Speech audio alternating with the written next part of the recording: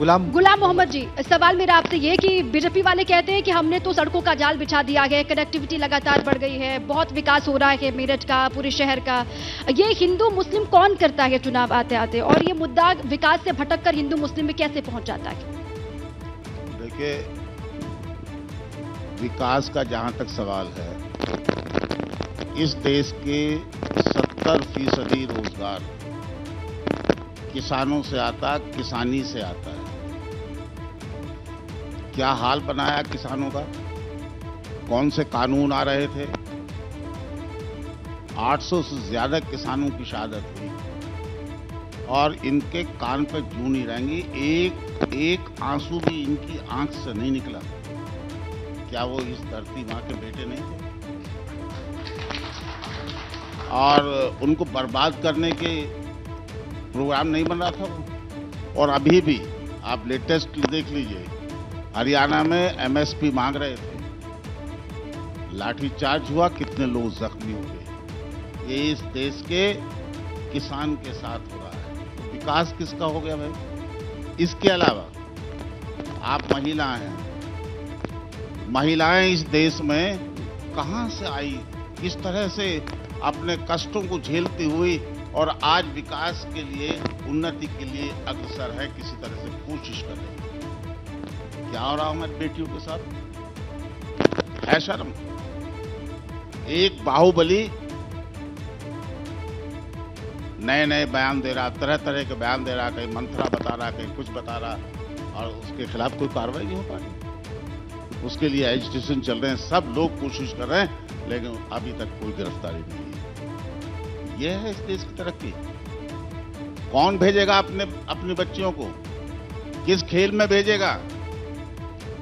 आज Japan, China, America, इन लोगों से मुकाबला हमारा। वो नए नए तमगे लाती हैं, वहां से मेडल्स लाती हैं, और हमारी बेटियां कुछ अंगड़ाई ली थी, आगे बढ़ी थी, कहां खड़ी हो गई बेचारी? कौन भेजेगा? तो ये क्या इस देश की तरक्की है? रहा सड़कों के जाल का। अभी मंत्री जी ने भी कहा और मैं कह रहा हूं, किसान जाता है, टोल टैक्स देता है, उसको अपने पूर्वजों से चलने हुए रास्ते को पैसा देकर के, किराया देकर के एक तरह से आगे बढ़ना होता है।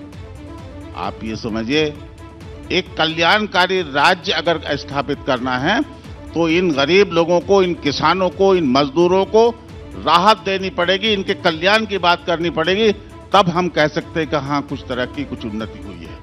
अग्रवाल साहब जवाब दीजिए। ये कह रहे हैं कि टोल टैक्स देना पड़ता है, और वो की बात है। दोनों एक ही पार्टी के माननीय विधायक हैं। अभी शाहिद मजदूर साहब ने कहा कि किसान यूनियन के लोग एग्जम्प्ट हैं, हम लोग एग्जम्प्ट हैं, तो किसान तो एग्जम्प्ट है, किसान पर कोई टोल टैक्स नहीं लगता।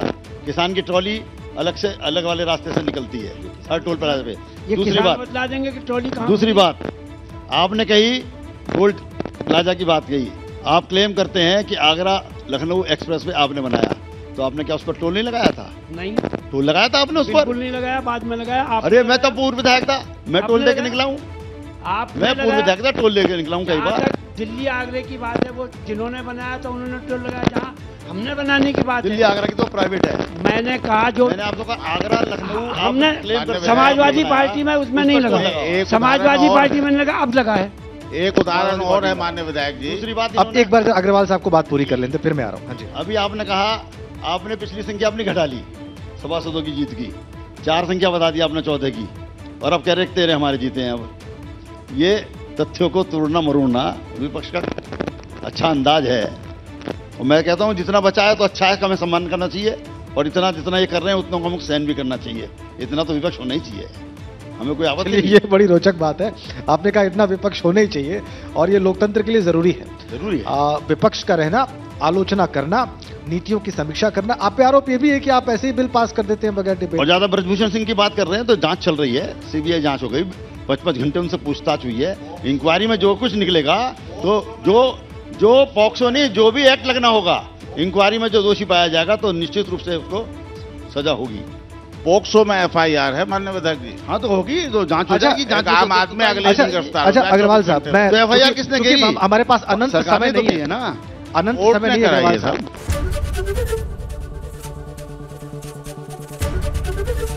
एबीपी गंगा, खबर आपकी, जुबान आपकी।